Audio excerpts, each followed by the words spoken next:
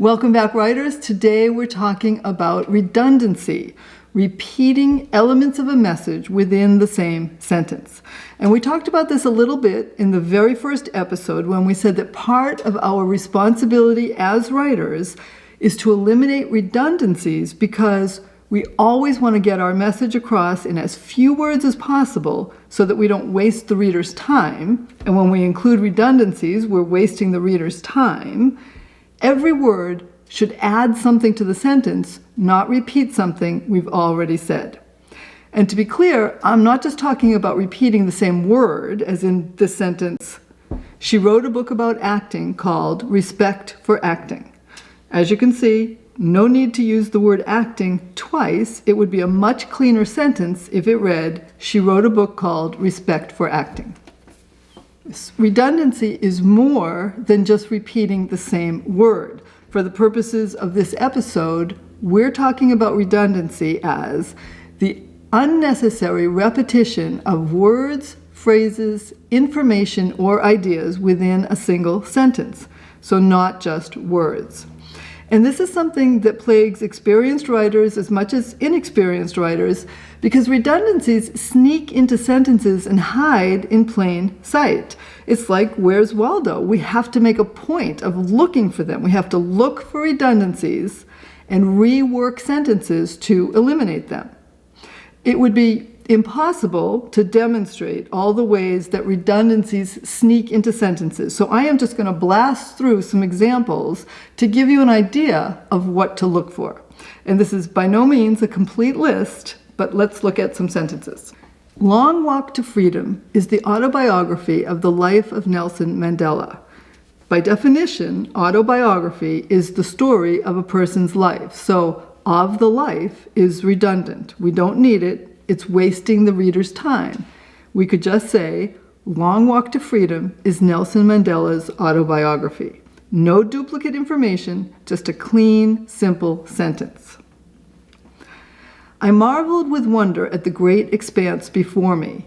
Marvel means to be filled with wonder, so with wonder is redundant. It's repetitive. We could just say, I marveled at the great expanse before me. Clean, simple. We collaborated together on the Springfield project. Collaborate means to work together, so the word together is not necessary, it's redundant. We could just say, we collaborated on the Springfield project. The reason why he did it was to keep his brother out of jail. Reason and why imply the same thing, so why is unnecessary. The reason he did it was to keep his brother out of jail. When asked, she nodded affirmatively. Nodded means to move your head in the affirmative, so affirmatively is not necessary. When asked, she nodded. She wanted to get cash, but the ATM machine was out of order. ATM stands for Automated Teller Machine, so the word machine is not necessary. She wanted to get cash, but the ATM was out of order. And this is a great example of how redundancies hide in plain sight. You don't see the word machine twice, but it's there in the abbreviation. Redundancies aren't always obvious, but they do always waste the reader's time. So we have to make looking for redundancies part of our writing process. And I know that feels like it's a lot to think about, but once you get in the habit, it becomes second nature and you don't even think about it anymore. Let's look at a few more examples. Other than looking alike, the twin brothers had nothing in common with each other. In common implies that we're making a comparison between the two brothers, so we don't need with each other. It could just be, other than looking alike, the twin brothers had nothing in common. She began her career as a purveyor of foreign imports. Imports are by definition brought in from other countries, so we don't need the word foreign.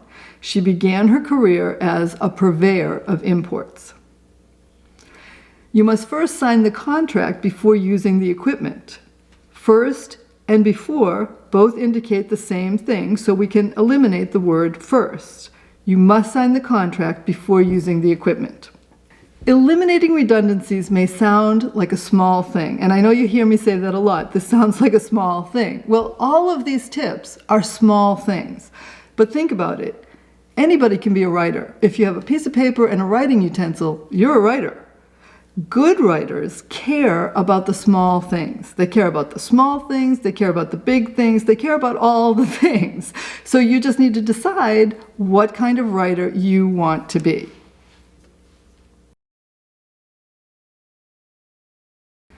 Caring about the small things is part of being a good writer. And that is my tip for today. Stick around if you want to see a few more quick examples, and I'll see you next time.